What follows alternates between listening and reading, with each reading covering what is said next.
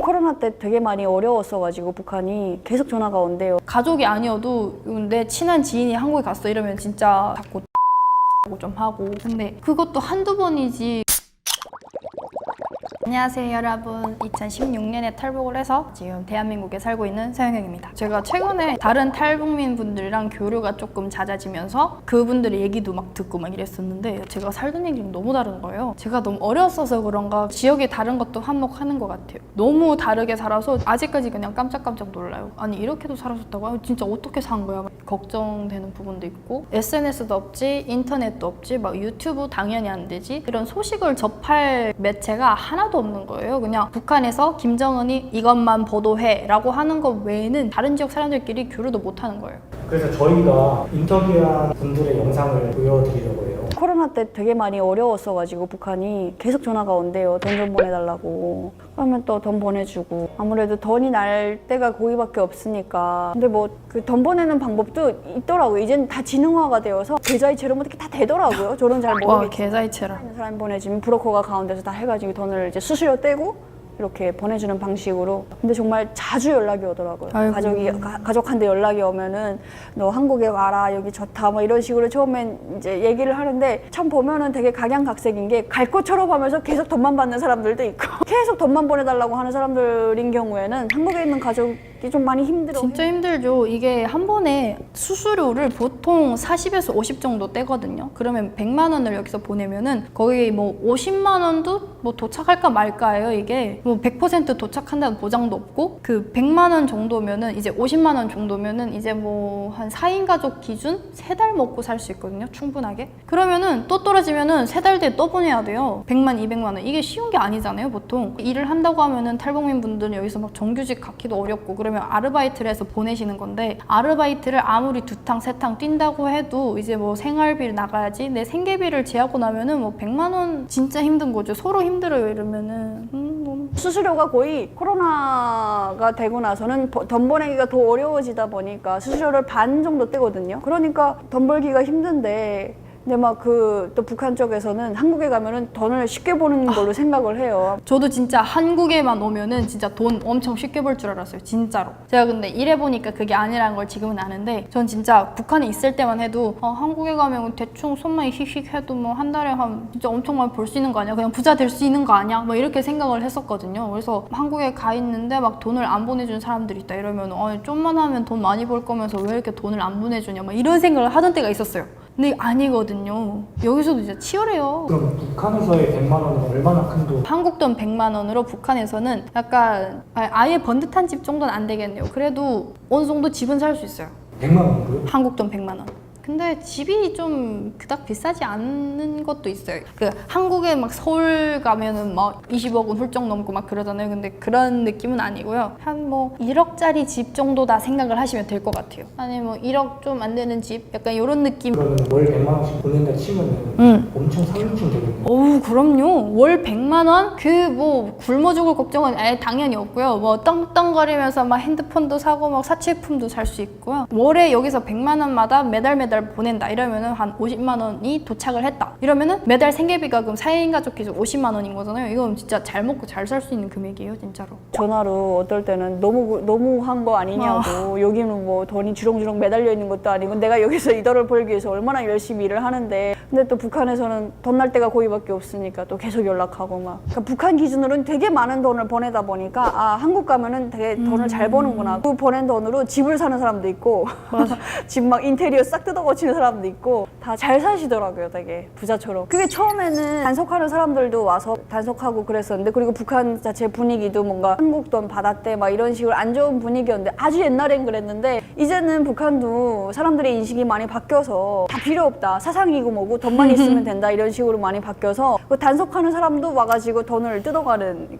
내가 널 봐줄 테니 돈 좀 달라 이렇게. 그렇죠. 이 사람들도 뭐 돈 나올 때라고는 여기밖에 없으니까 그 단속하는 사람들조차도 뭐 국가에서 뭐 월급을 따로 챙겨주기를 해요. 뭐 3,000원 그거밖에 없으니까 이 사람들도 뭐 뜯는 게 남는 장사거든요. 진짜 어떻게든 뇌물을 받아먹는 게. 돈을 예전에는 그러면은 돈을 받았다 이러면 싹 다 몰수해 가서 지가 썼었어요. 진짜 지들이 썼었어요. 그 보이부 아까 말씀드린 보이부 것들이 보이부 이것들이 이제 그 다 회수해서 지들이 쓰고 막 그랬었는데 지금은 이제 너 계속 받아와라 거기서 나 조금만 떼주면은 너 봐줄게 뭐 이렇게 하는 것 같아요. 그 사람들도 그 덕분에 먹고 살아가는 그런 식이 돼버린 거죠. 그래서 이제 애초에 한라산 줄기라고 해서 한국에 친척이 있는 경우에는 되게 다 부러워한다 그러더라고요, 주변에서.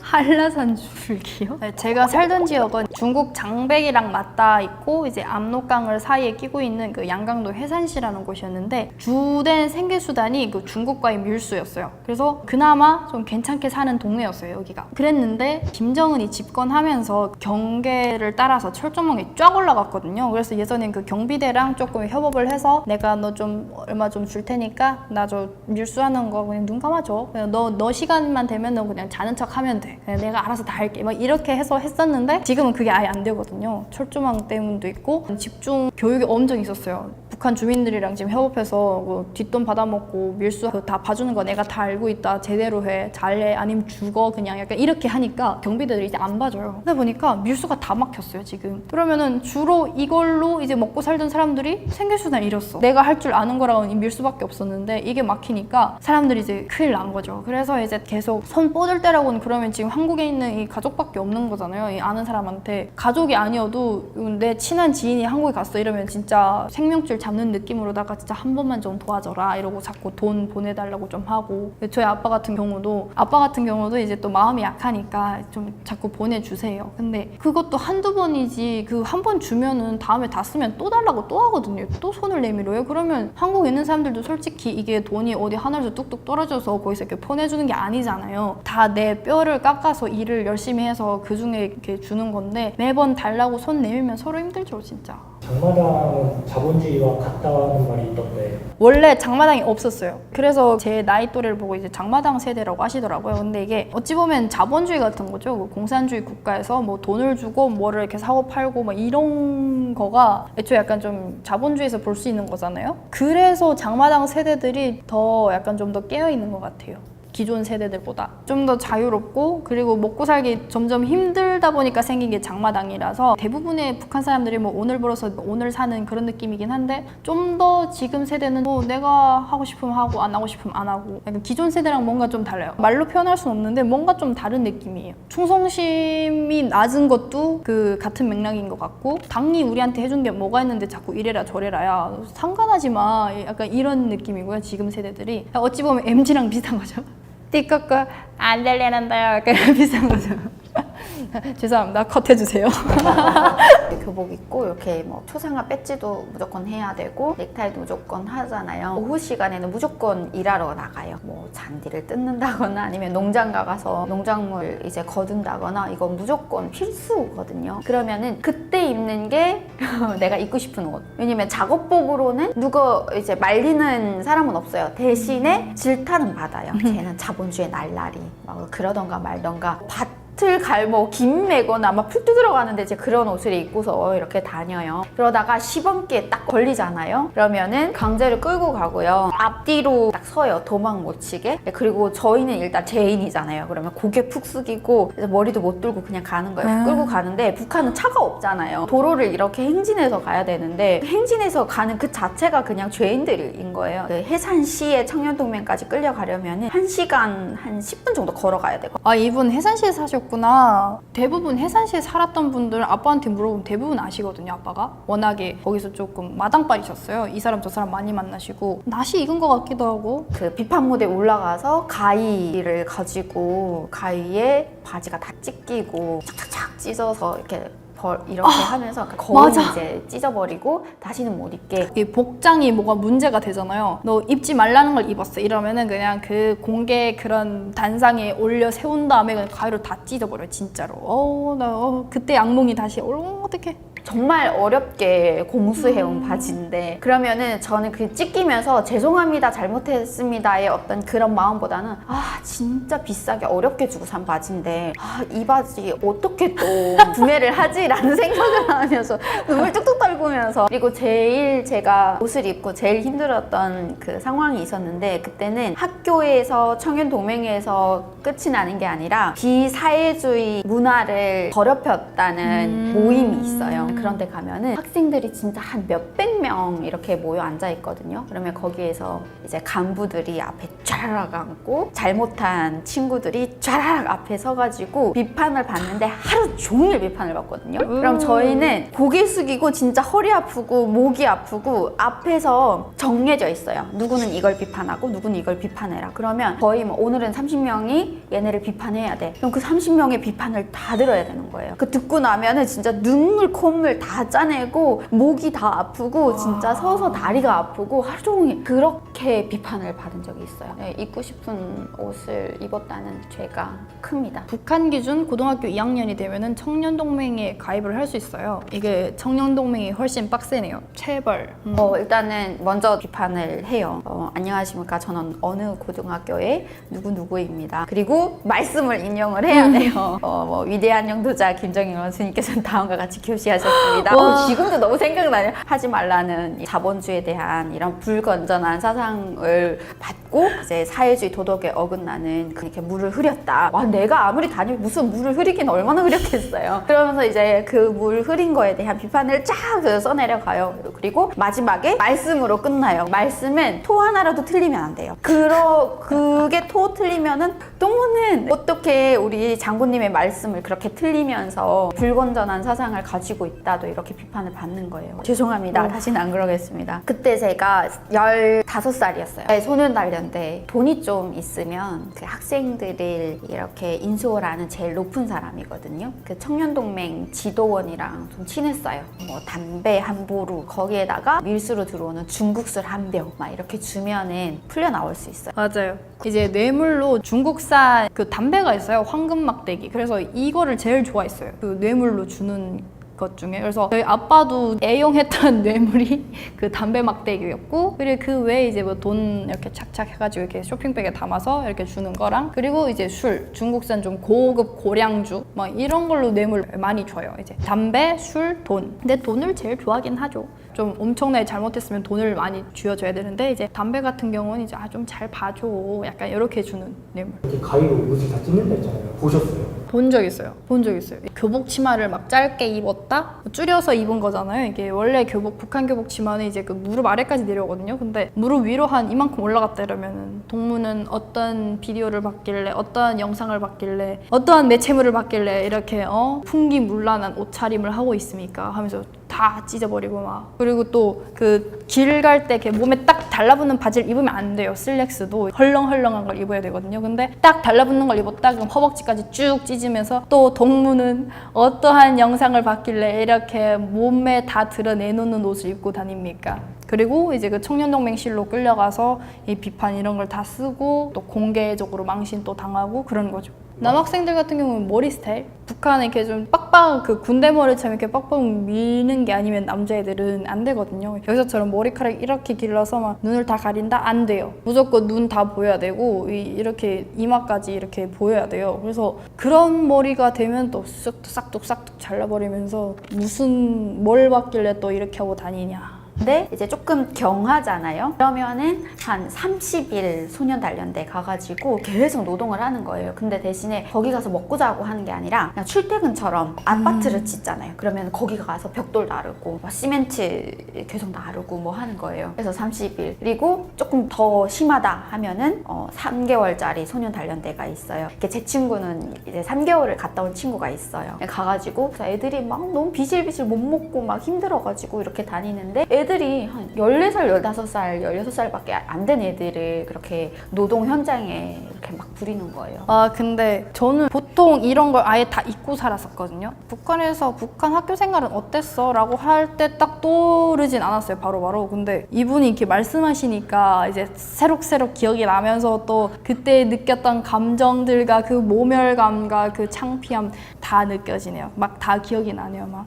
근데 저는 왜 기억이 잘 안 나는 걸까요? 어린데. 왜 이러죠? 치매인가? 너무 어릴 때 와서 여기 기억이 더 씌워져서 그런가? 진짜 싫었어요. 다시 떠올리기는 그닥 좋진 않아요. 말이 나와서 하는 말이지만 제가 북한에서 고등학교까지 끝까지 다녔다면 어땠을까요? 진짜 너무 다행인 것 같아요. 제가 북한에서 고등학교 1학년을 다니다가 나온 거거든요. 근데 고등학교 2학년 되면 이제 유격 훈련도 가고 그때부터 이제 조선동맹 그 청년동맹에 가입을 해가지고 더 힘들어져요. 막 배움의 천리길도 걸어야 되고요. 배낭 짊어지고 천리를 진짜 걷는 거예요. 전국을. 그러니까 진짜 거기서 끝까지 다녔다면은 지금 나올 생각도 못 하고 그냥 있었을 것 같은데요. 진짜 너무 힘들었을 것 같아요. 진짜 어릴 때 나오기를 진짜 천만 다행인 것 같고요. 어릴 때 나온 덕분에 여기서 좀 더 적응도 빨리 할 수 있었던 것 같고요.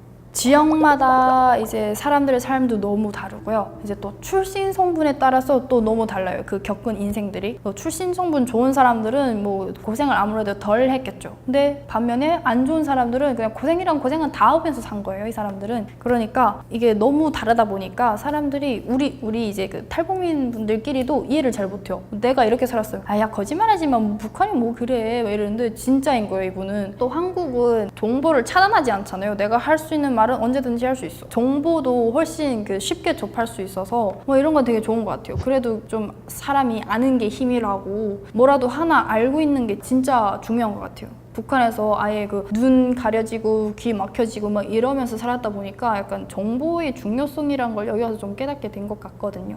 북한에서는 뭐 아는 게 뭐 거기서 거기니까 잘 몰랐는데 오히려 여기 와서 이제 바깥에서 북한을 보니까 아 북한이 거기를 좀 약간 이해하게 됐달까? 그러니까 그 김정은 체제를 이해한다는 게 아니라요. 뭐 거기가 그런 곳이구나 한 거를 이제 제가 진짜 이해를 했다는 거죠. 네.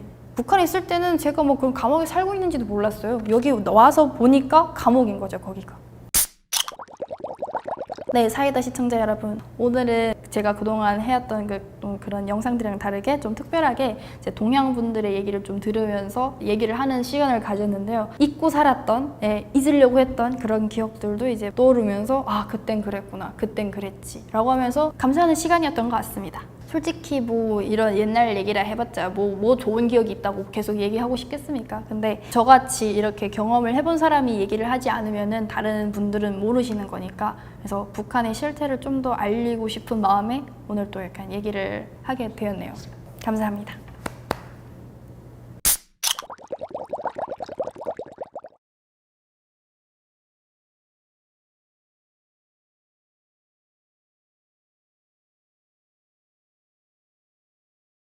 예를 들어서 내가 충성심이 엄청 높은데 당과 그 수령을 위해서 목숨을 바칠 각오가 돼 있어. 근데 제 자식이 엄마 나 탈북할 거야, 나 여기서 못 살겠어 이러면은 제 손으로 잡아다가 이제 구류장에 넣는 거죠. 얘가 여기 우리 나라와 민족을 배신하고 괴뢰한테 간다고 했다 이러고. 안녕하세요. 2016년에 북한을 떠나와서 8년째 대한민국에 살고 있는 서영경입니다. 반갑습니다.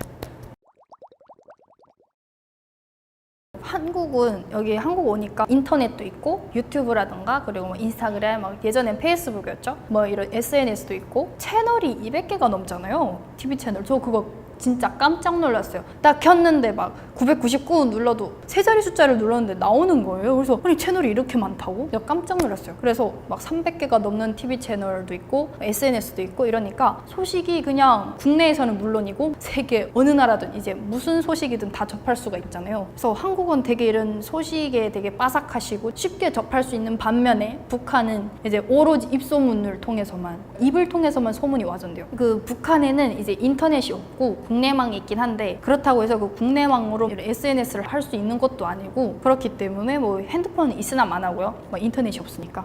그러다 보니까 그냥 입에서 입으로 전달되는 이거밖에 없는 것 같아요. 그리고 뭐 TV도 TV 채널 2개인데 둘 다 똑같은 얘기를 하고 있어요. 둘 다 똑같은 내용이고 한쪽에서 영화 하는 시간이면 한쪽에서 막 노래 틀어두고 막 노래로 이제 시간을 때우는 느낌이거든요, 완전. 그래서 진짜 재미도 없고 그냥 일반 주민들한테는 이게 언론이 철저하게 그냥 통제되어 있는 거죠. 정보량도 되게 통제되어 있고. 이제 영화 같은 경우는 어지럽네. 영화 같은 경우는 이제 뭐 북한에서 만드는 영화는 주로 그거예요. 전체적인 내용이 어떻게 됐든 카테고리는 오직 하나, 오직 충성심, 요것만 강조하는 영화들이 많아서 재미가 없어요. 재미가 없고요. 그리고 노래 같은 경우도 이제 막 장군님이 어떻고 수령님이 어떻고 우리 어버이가 어떻고, 그냥 어버이도 이제 김씨일가예요. 막 그런 노래밖에 없고, 여기서처럼 아이돌 막 이런 예쁘고 잘생긴 사람들이 나와서 막 뮤비 찍고 이런 것도 아니고 막 꽃 그 모란봉구형 찍 이렇게 막 보여주고, 김일성 그 생가가 있거든요. 그 영상 찍 보여주면서 그게 뮤비예요. 그러다 보니까 재미가 없잖아요. 그러니까 다들 막 한국 드라마 보고 한국 그 케이팝 듣고 하는 거죠. 제 친구들이야. 네, 그 애들은 이미 이제 한국 드라마 이런 걸 많이 접했으니까. 그리고 걔들은 알잖아요. 만약에 진짜 제 친구들이 본다고 하면은 걔들은 알 거잖아요. 제가 그 북한에 있을 때의 서영경과 남한에 와서의 서영경이 너무 다르니까 이게 드라마가 진짜구나, 이걸 믿을 수도 있어요. 근데 저를 몰랐는데 이제 제 또래 친구들이다. 근데 걔들도 믿을 수 있을 것 같아요. 워낙에 이제 그 탈북민 분들도 많으시고 이런 자신의 얘기를 매체 앞에서 하신 분들이 되게 많잖아요. 그렇다 보니까 모든 분들이 이제 그 체제는 가짜다, 전 국민을 이제 꼭두각시 그냥 바보, 그 노예로 만들고 있다, 그냥 이런 얘기를 똑같이 하시잖아요. 이러니까 느낄 거예요. 네. 당장이라도 막 약간 희생을 감수하고서라도 막 들고 일어나서 막 한국을 오려고 한다던가 막 하지 않을까요? 제 개인적인 생각입니다. 바람이고요. 만약에 안 믿는 사람들은 왜 안 믿을까요? 안 믿는 사람들? 한국 컨텐츠를 아예 접하지 못하셨던 분들이라면 안 믿을 수도 있겠어요. 그런 분들이라거나 아니면은 아우지탄강 들어보셨죠? 약간 그런 거에 갇혀서 아예 외부랑 딱 단절된 분들? 근데 이런 분들 아니면은 진짜 거의 대부분 믿을 거라서 이제는. 게다가 먹고 살기 진짜 너무 힘들잖아요. 지금 최근이 또 특히나. 그렇기 때문에 이거는 네, 그런 분들이 아니면은 거의 대부분 아마 믿을 거예요. 이런 방송들이 대북 방송의 역할도 될 수 있다고 생각하시나요? 그럼요. 충분히요. 저 같은 경우는 이제 그 막 북한에서 또 살았었으니까 이제 탈북민 분들은 자신의 경험이랑 얘기하면서 북한에서 어떻게 보냈던 생활과 한국에서 보냈던 생활 이렇게 뭐 차이 비교도 할 수 있는 거고, 또 거기 또 살았다는 그런 공통점이 있으니까 좀 더 진짠가 믿고 싶어질 것 같아요. 대북 방송으로 나간다고 하면. 우선은 이제 제일 큰 건 아무래도 인터넷이죠. 인터넷으로 이제 세계 각국의 뉴스들을 다 확인할 수 있잖아요. 이게 너무 신기했어요. 북한에서는 아마 김정은은 다 볼 거예요. 김정은이나 그 수뇌부들은 다 볼 거예요. 저같이 이제 평범한 사람들은 이제 아예 그런 기회가 아예 없으니까 막 기껏해서 본다는 게 이제 그 중국 뉴스를 이제 그 불법으로 이렇게 좀 끌어다가 보는 거? 그것밖에 없었거든요. 그래서 인터넷이 없다 보니까. 그래서 인터넷이 전 너무 신기했어요. 이 개념이 처음엔 너무 아니 이런 게 있다고? 이게 대체 무슨 말이야? 약간 이해하기도 좀 어려웠고요. 그리고 첫 번째로 인터넷, 그리고 카메라. 아니 진짜 제가 그 처음 와서 쓴 게 삼성이었거든요. 와, 줌 땡겨도 화질이 너무 좋은 거예요. 그 특히나 그 달 같은 거 찍을 때는. 그래서 이 카메라가 기능이 말이 안 된다. 왜냐면은 북한에서도 저도 핸드폰 썼었어요. 근데 그 옛날 어떤 화질이냐면요, 싸이월드 훨씬 이전 화질, 약간 지직 깨져가지고 그 약간 뭐라고 해야 되나, 자글자글 뭐 이런 게 보이는 그런 화질이 진짜 안 좋아요. 그래서 진짜 놀랐던 게 또 카메라 기능.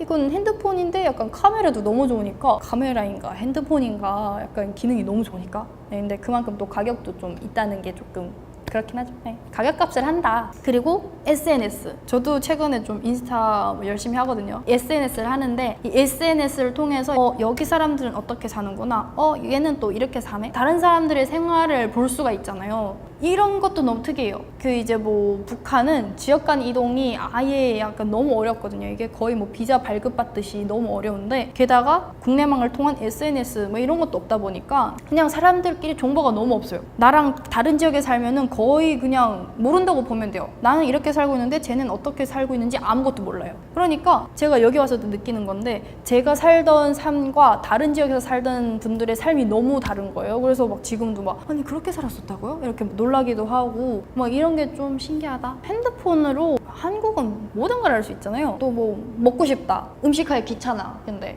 그냥 집에서 배 벅벅 긁다가 그냥 남이 해준 음식 먹고 싶어, 그럼 배달 어플이 또 있잖아요. 너무 신기해요. 그리고 누워서 핸드폰으로 쿠팡 같은 거 그런 것도 시킬 수 있고 제가 직접 막 마트에 가서 사지 않아도 쿠팡 같은 경우는 되게 빨리 오잖아요. 이게 이런 것도 너무 신기하고 그 핸드폰으로 쇼핑한다는 거 그리고 굳이 은행 갈 필요 없이 돈을 주고 받고 할 수도 있고 그냥 모든 게 요 네모난 박스 안에 있으니까 마법의 네모 박스 그런 느낌입니다. 아니, 제가 그 인터넷 방송 하잖아요. 근데 시청자분들이 영상 도내를 이제 해주신 거예요. 근데 그 어라운드 더 월드였나요? 빠빠빠빠빠빠빠 그런 약간 좀 챌린지 같은 게 있는데 김정은 AI로 만든 챌린지인 거예요. 근데 처음에는 너무 깜짝 놀라서 막 김정은이 갑자기 차문 벌컥 열더니 나가가지고 막 춤추고 있는데 막 배 이만큼 까고 막 크롭티 입고 막 깜짝 놀라서 아니 저게 대체 뭐야 이러고 봤는데 AI인 거예요. 와 근데 AI 기술 요즘 너무 좋아졌어요. 진짜 너무 좋아진 것 같아요. 근데 진짜 북한이라면 상상도 할 수 없어요. 아니 뭐 컴퓨터가 내 얼굴을 따라한다고? 막 믿을 수도 없죠. 저도 근데 한 5년 전까지는 안 믿었는데 이런 세상이 진짜 오네요. 세상 진짜 좋다. 북한 분들 빨리 여기 와보세요. 진짜 여기 지금 세상이 변하고 있다니까. 지금 거기만 지금 선사시대라니까. 빨리 와보세요 진짜로. 거기만 선사시대야. 이번 올림픽에서도 김정은 흉내낸 사람도 그건 뭐예요? 약간 그 좀 놀린 거구나. 와. 그래서 표정이 다 굳어있더라고요. 그러니까요. 거기서 웃었다간 큰일 나요. 이게 웃었다? 3대가 그냥 싸그리 그냥 씨가 마르는 거예요. 그냥 와 진짜 표정 관리 진짜 잘했다. 그 사람 입장에서 진짜 공포겠네요. 그쵸. 여기서 약간 그 웃기다고 웃을 상황도 아니었고 게다가 또 응원단 정도로 약간 이렇게 해외로 나갈 정도였으면은 또 확실한 사람들을 보냈다. 그러니까 충성심 좀 강한 사람들. 그러니까 그 사실 불쾌했을 수도 있어요. 감히 장군님을 저렇게 농락을 해? 약간 이런 생각을 하셨을 수도 있고 아니면은 지금 여기서 웃어버리면 내 가족의 그 운명이 내 얼굴에 달려있다 이러면서 약간 가까스로 참았을 수도 있는 부분이고요. 와 근데 그분도 어떻게 그 북한 응원단 앞에서 그럴 생각을 했대요. 이야 배포도 크시다 진짜. 존경합니다. 리스펙. 제가 아직도 막 북한에 살고 있다고 가정을 한다면은 외부의 시선이 우리를 좀 약간 핵 보유국으로 막 손가락질하고 김정은 밑에서 이제 막 이상한 사이비 집단 정도로 생각하지 말고 이제 우리 실상을 좀 알아주고 우리가 이렇게 막 여기서 나가고 싶어도 못 나가는 그런 상황인 걸 좀 알아주시고 약간 조금 도와줬으면 하는 생각을 좀 할 것 같아요. 진짜로. 그리고 지금에 와서야 제가 막 막 나쁜 놈들 이러면서 말하면서 막 그 진심이잖아요 이것도 다. 근데 처음에는 좀 그런 게 있었어요. 나 북한에서 왔다는 거에 뭐 자격지심이 있었나? 좀 약간 말하기 좀 부끄러웠거든요 그런 게. 그래서 막 북한 얘기 할 때도 왜 자꾸 물어보지? 약간 좀 꺼내기 좀 그랬어요. 부끄러웠어요 사실. 근데 이제는 이런 사실들을 계속 얘기를 해야 이제 뭐 국제사회에서 좀 더 관심을 가져주고 북한 그 평범한 주민들의 삶에 관심을 가져주고 뭐라도 할 수 있지 않나. 그래서 막 부끄럽다기보다는 이제는 좀 더 사실적으로 약간 말씀을 계속 드리려고 하는 편인 것 같고요. 북한 정부는 외부 세계의 모든 것을 모니터링한다고 하는데 네. 근데 좀 모니터링을 하면은 다른 국가들에서 자신을 어떻게 보는지 알 거 아니에요. 그러면은 적당히 하다가 잘못했어 막 이러면서 좀 약간 국민들도 좀 살게 좀 어떻게 좀 해주고 이래야 되는데 그걸 모니터링을 하는 이유가 뭘까요 대체? 내가 이번에 핵을 만드니까 얘네들이 또 이렇게 무서워하네. 더 만들어야지. 이건가요? 진짜 잘 모르겠어요. 진짜 무슨 생각을 하는지 1도 모르겠고요. 북한 주민들의 그 언론은 그렇게 막 통제하면서 정보를 아예 차단하고 그냥 까막눈으로 만들어버리면서 자신들은 그런 세계적인 이런 정세에도 맨날 접하고 있으면서도 그러면은 다른 나라 국민들이 어떻게 사는지 알 거 아니에요. 생활 수준을. 근데 그런 걸 보고 이제 자기 나라 국민들을 보면은 이게 딱 보일 텐데 어떻게 이렇게 사람만도 못한 짓을 할 수 있나, 진짜 짐승만도 못한 짓을 할 수 있는지 너무 화가 나고요. 생각할수록 너무 이해도 안 되고. 네, 그러네요. 약간 좀 심한 말이 방금 좀 나올 뻔했거든요. 그래서 모니터링 하는 것 때문에 또 그런 것도 있는 것 같아요. 북한에 아직 가족이 계신 분들은 여기 와서 이제 막 감정이 격해져서 여기 욱 나왔다가도 이제 다시 가까스로 삼키는. 이제 왜냐면은 여기 나와서 김정은 쌍욕을 했다? 그거는 이제 그냥 사돈의 8촌에 그냥 그 키우던 강아지까지 그냥 싹 다 그냥 처단될 수 있어서 그래서 다들 발언을 조심하는 분들도 또 계신 것 같아요. 근데 그거 볼 때마다 좋은 생각이 안 들어요. 뭐가 자꾸 그렇게 슬픈가? 혼자 잘 먹고 잘 살면서 뭐가 자꾸 그렇게 슬퍼서 자꾸 눈물을 흘릴까 즙자네라는 생각밖에 안 들고요. 쇼를 하고 있는 것 같아요. 그냥 내가 이렇게 울면은 봐주겠지? 약간 이런 생각인 것 같고요. 왜냐면 사람들 엄청 세뇌시키잖아요. 그러니까 우리가 이렇게 힘들다. 지도자가 눈물을 흘린 만큼 너무 힘든 상황이니까 허리띠를 좀 더 졸라매자. 약간 이거인 거거든요. 그게 눈물 흘리는 이유가 진짜 배떼지를 그냥 너무 짜증나요, 진짜. 와. 그럼 만약에 형경님이 북한에 아직도 있다. 네. 그러면 그 김정은의 눈물을 보고 저는 안 늘었을 것 같아요. 그 TV를 보면서 이제 그 소리 내서 욕했다가는 언제 어디서 누가 듣고 있을지 모르니까 속으로 돼지 뜻이네 약간 이랬을 것 같아요. 왜냐면은 저희 집은 중국 드라마면 중국 드라마, 뭐 미국이면 미국, 한국이면 한국 드라마 이걸 엄청 많이 봤었거든요. 그래서 북한 사회가 좀 잘못됐다는 것도 알고 있었고 이 세습이 말도 안 된다는 거를 조금 어느 정도 알고 있었고 이 우리 인민들이라고 하거든요. 인민들이 진짜 개 돼지만도 못한 취급을 받고 있다는 것도 알고 있었고 뭐 다른 나라 사람들은 어떻게 살고 있는지 대충 알고 있으니까 그냥 저것들이 하는 게 그냥 다 쇼로 보였을 것 같아요. 아버지께서 치아가 확 튀어나왔으셨나요? 네, 밀수하면서 중국 그 로반이라고 하거든요. 그 사장님 밀수 파트너를 이제 로반한테 이제 뭐 남한 이런 물품들도 많이 선물로 받았었고 그리고 이분이 이제 저희한테 막 이런 디즈니 애니메이션 같은 것도 보내주셨고 그리고 엄청 뭐 그분한테 뭘 많이 받았어요. 로반한테. 그래서 밀수를 하는 사람들이 좀 더 시야가 넓은 것 같아요. 접할 기회가 더 많아지니까. 그래서 그 밀수도 못하게 철책 다 높이고 막 그러는 거 아니에요. 한국에 오신 분들이 이제 북한에 아직 살고 있는 가족들한테 너무 힘드니까 이렇게 돈을 보내주겠다고 하는데 이것도 다 막아버리거든요. 그럼 대체 뭘 먹고 살라는 거지 진짜. 그러면 따라 울었죠. 우리가 많이 힘들구나. 좀 더 잘해야겠다. 장군님! 이러면서 막 그랬었겠죠.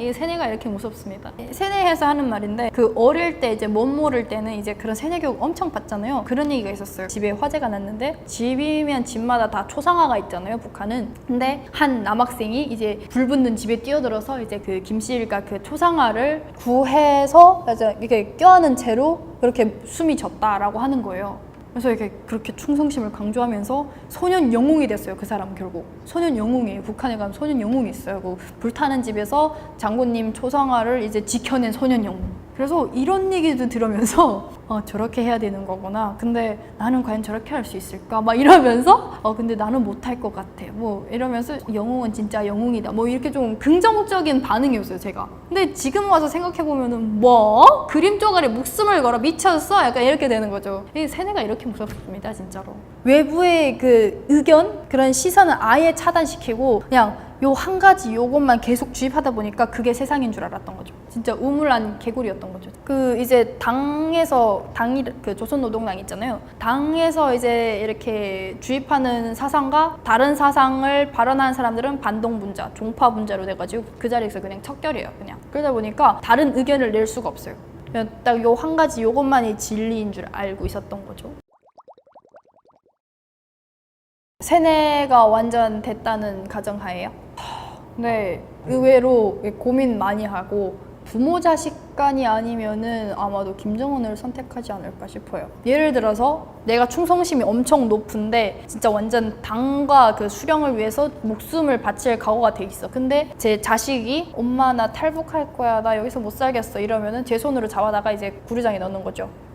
얘가 여기 우리 나라와 민족을 배신하고 괴뢰한테 간다고 했다 이러고 좀 정신 좀 차리게 해달라 이러고 진짜 끌고 갔을 거예요, 진짜로. 이런 사람들 꽤 있어요. 진짜 생각보다 있어요, 진짜로. 저 진짜 완전 소름이었거든요. 근데 생각보다 있대요. 근데 제 생각이지만 이제 김일성, 김정일 때랑은 김정은 때가 지금 완전히 다르잖아요. 자기 그 아빠, 할아버지 흔적 다 지우고 자기 단일 우상화를 중시하고 있고. 근데 사람들이 김일성이나 김정일 때만큼 충성심이 그닥 높지는 않은 것 같아요. 이렇게 김정은한테는 그만큼의 충성심이 없는 것 같은데 그래서 더 잡는 것 같아요. 근데 사람들 무서워가지고 이제 막 당 간부들도 막 탈북 많이 하잖아요, 지금. 이걸 보면은 좀 알 수 있는 게 그 공포 정치가 그 완벽하게 먹혀 들어가는 것 같지가 않아요. 오히려 이렇게 쪼이면 쪼일수록 사람들이 예전에는 딱 약간 죽지 않을 만큼만 쪼였었는데 지금은 진짜 죽을 만큼 쪼이니까 딱 죽으라고 쪼이는 거니까 그 얘기 있잖아요. 개구리를 넣어두고 서서히 가마를 끓이면은 그 물이 뜨거워지는지 모르고 개구리가 그냥 익어 죽는데 그냥 끓는 물에 개구리를 넣으면은 그냥 팔딱 튀어서 도망간다고. 약간 그거인 거죠, 지금. 계획이요? 제가 최근에 유튜브 이런 거 시작을 했잖아요. 근데 이게 생각보다 재밌더라고요. 이게 뭔가 적성에 맞는 것 같기도 하고 그래서 뭔가 좀 약간 꿈이 됐다? 뭔가 이걸로 뭔가 잘 해보고 싶다 이런 마음이 들어서 당분간은 유튜브랑 제 생방송 이쪽으로 힘을 많이 쓸 것 같습니다. 그 당장 1년 안의 목표는 네, 채널을 좀 키우는 거고요. 네, 그렇습니다. 네, 감사합니다. 좋아요, 구독. 네. 제 채널도 아닌데.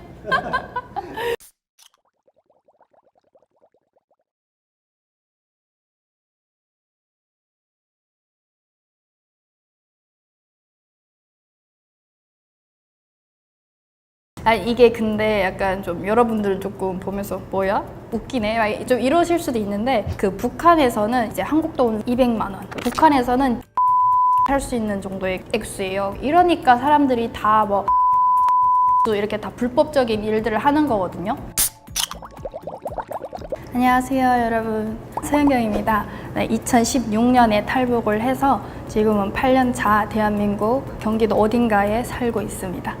제가 그 중학교 2학년 그 일반 학교에 진학을 했거든요. 편입을 했는데 그 선생님이 이제 저를 친구들한테 소개를 해주면서 얘들아 새로운 친구 왔어 인사해 라고 하시면서 제 등을 떠미시는 거예요. 자기소개하라고. 그래서 쭈뼛쭈뼛 나가서 뭐 이런 건 처음이었어요. 북한에서는 아예 해본 적이 없으니까 막 쭈뼛쭈뼛 나가서 안녕 나는 서현경이라고 하고 북한에서 왔어 잘 부탁해 이 멘트가 끝인 거예요. 이렇게 한마디 하고 그냥 자리 들어가 앉았어요. 근데 막 친구들이 그 조회 시간에 정신이 없거든요. 사실 애들이 막 졸려서 막 뒤집어 쓰고 막 이러는 애들도 있고 막 공부하는 애들도 있고 화장 좀 톡톡 고치는 애들도 있고 그런데 깜짝 놀라서 다 쳐다보는 거예요. 이렇게. 그래서 그때 좀 무서웠어요. 근데 부정적인 그런 친구는 한 명도 없었습니다. 제가 막 용돈을 따로 받지 않았던 것도 있고 그리고 뭔가 먹고 싶은 게 좀 많았어요. 제가 이것도 뭐 저거에도 돈을 쓰고 싶고 뭐 먹고 싶기도 하고 뭔가 옷을 사고 싶기도 하고 막 그랬는데 계속 매번 살 때마다 뭔가 돈 달라고 좀 그런 게 좀 그래서 그냥 제가 알바를 시작을 했죠.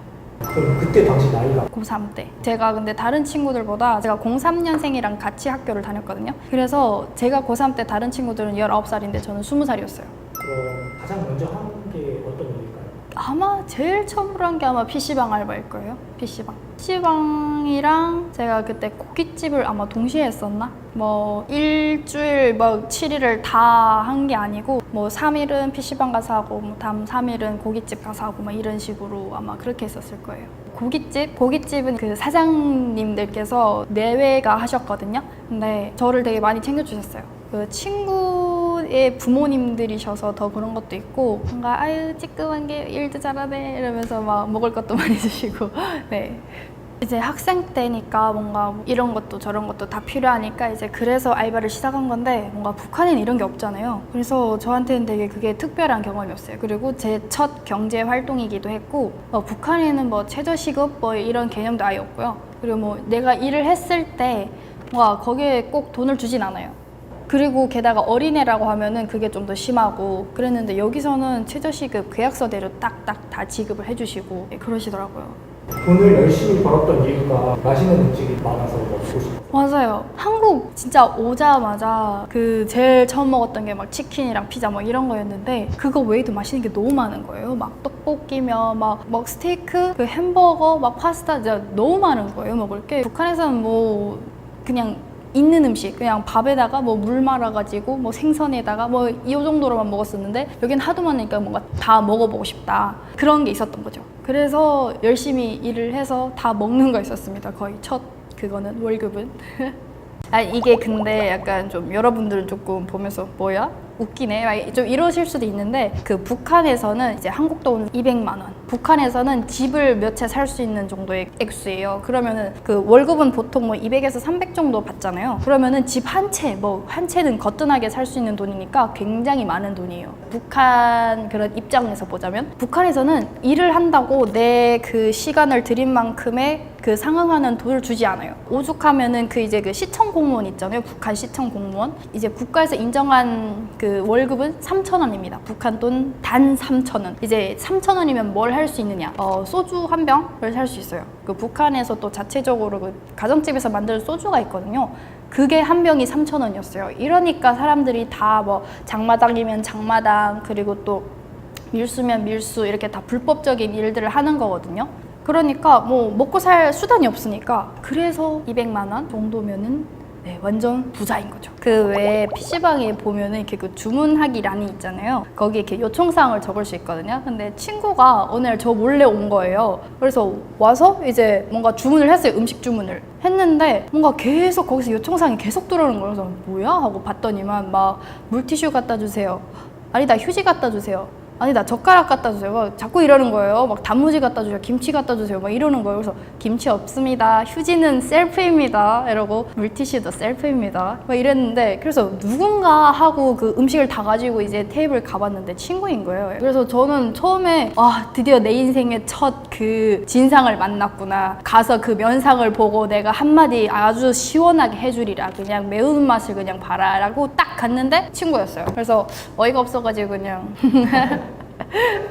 그럼 그때 PC방을 막 고2였어요. 맞아요. 제대로 된 직장을 가지고 돈벌이를 해봤자 한 달에 3,000원. 이거 가지고 누구 코에 붙여요. 이거 뭐 간식값도 안 나오잖아요. 그러니까 생계수단이, 제가 살던 해산시 같은 경우에는 이제 밀수가 엄청 많았던 게 그거예요. 이제 지리적 특성으로 놓고 봤을 때 압록강을 사이에 두고 북한이랑 중국이 딱 맞닿아 있거든요. 이 압록강이 그렇게 폭이 넓은 것도 아니었어요. 저희가 살던 동네는. 그러니까 요것만 건너면은 중국이니까 이제 밀수를 많이 했던 거죠. 밀거래를. 그래서 이런 불법적인 일을 하는 사람이 제일 잘 살았어요. 밀수를 하는 사람들이. 그리고 여기서 물건을 떼온 북한 측 사람이 이제 다른 그런 장사치들한테 이 물건을 이제 도매 가격으로 넘기면은 장사치들이 이제 소매가로 팔고, 그 소매가는 이 장마당에서 살 수 있는 거거든요. 약간 이런 시스템이었어요. 그러다 보니까 밀수를 안 할 수가 없어요. 이게 유일한 생계수단입니다. 그 북한 그 해산시에서는. 그것도 아니면은 뭐 엄청나게 막 보위부 간부라던가 막 당 간부라던가 뇌물 엄청나게 받고 먹고 살 수 있죠. 근데 뇌물조차도 불법적인 일이잖아요. 그러니까 불법이 있을 수밖에 없어요. 국가에서 해주는 게 없으니까.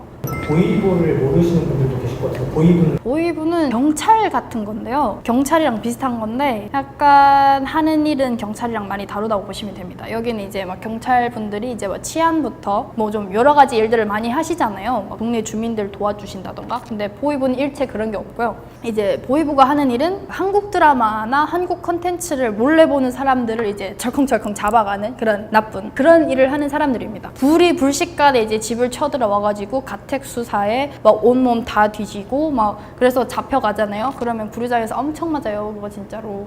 네, 그런 사람들이에요. 보위부라고 하면. 그래서 보위부 중에서도 이제 백공구라는 그 그룹이 일을 하거든요. 그래서 백공구 떴다 하면 그냥 치를 떨었어요. 그냥 북한에 있을 때. 되게 한국 분들은 서로 간의 간섭이 거의 없는 것 같아요. 그리고 좀 더 약간 대화할 때 뭐랄까 조금 조심하는 분위기랄까? 내가 하고 싶은 말 다 이렇게 하는 게 아니라 약간 조금 섬세하게 이렇게 하면 어떨까? 뭐 이렇게 하는 그런 느낌인 것 같아요. 근데 북한 분들은 제가 겪은 모든 북한 분들은 되게 직설적이었고 돌려 말하는 법을 몰랐고 자기 자신이 하고 싶은 말이 있으면 그대로 다 하는, 상대방이 기분이 어떻든 그냥 약간 좀 솔직하신 분들이 많은 것 같고요. 북한 분들은. 그리고 좀 성격이 약간 뭐라 해야 될까요? 뭐 내 하면 한다 뭐 약간 이런 느낌이라서 네, 좀 성격적인 부분에서 많이 다르다? 약간 좀 대부분이 좀 먹고 살기 힘든 환경에서 살았다 보니까 뭐라고 해야 될까요? 그 먹고 사는 것에 대해서 되게 예민해요. 그래서 그런 부분은 좀 침범하면 안 되는 부분이기도 하고 어느 정도 거친 느낌이 좀 있거든요. 근데 이제 뭐 한국 분들은 뭐 내일 당장 막 먹을 게 없어서 죽을 막 그런 걱정은 안 해봤잖아요. 그래서 이게 약간 그런 생각을 해본 적 있느냐 없느냐의 차이인 것 같아요. 약간 한국 분들은 조금 더 유한 부분이 있는 반면에 우리 동양 분들은 이제 좀 그런 부분에 있어서 조금 거칠다. 네, 근데 이것도 또 사람 바이 사람이라서 네, 제가 딱 어떻다라고 말씀드리기가 조금 애매한 부분이 있는 것 같기도 해요. 근데 저는 진짜로 막 댓글 제가 나오는 영상마다 다 찾아보거든요. 다음엔 이런 부분은 고쳐야겠다. 뭐 이런 걸 약간 피드백을 받으려고 그거 다 보는 편인데 되게 반응이 엄청 좋게 봐주시는 거예요. 그래서 와, 나를 처음 보는 사람들인데 이렇게 내 얘기를 잘 들어주기도 하고 공감도 해주시고 아구 예쁘다 막 이렇게 해주시잖아요. 막 약간 어린 조카 보듯이. 그래서 좀 너무 그런 부분이 좀 감사한 부분인 것 같아요. 솔직히 그렇게까지 뭐 반응이 좋을 거라고 생각하지 못했거든요. 왜냐면은 막 어디 못 살던 나라에서 온 거를 뭐 자랑이라고 떠들고 다니냐 막 이런 얘기를 할 줄 알았는데 뭐 없으시더라고요. 그래서 되게 감사한 부분인 것 같습니다. 많은 분들께서 또 저를 예쁘게 봐주셔가지고 이제 뭐 이번에 이렇게 광고도 찍게 되었는데 되게 의미 깊은 시간이었던 것 같습니다. 저는 이런 거 진짜 되게 처음 찍어보거든요. 그래서 약간 인플루언서들의 삶은 이런 건가? 약간 이런 간접 경험도 해볼 수 있었고요. 되게 어묵도 맛있었고요. 네, 감사했습니다. 감사합니다. 어묵 잘 먹었습니다.